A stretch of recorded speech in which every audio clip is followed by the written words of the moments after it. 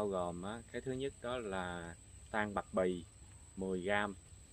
hoàng cầm 10g, ý dĩ 20g, muồng trâu 10g, lá dâu 10g, mã đề 10g, vỏ vít 6g,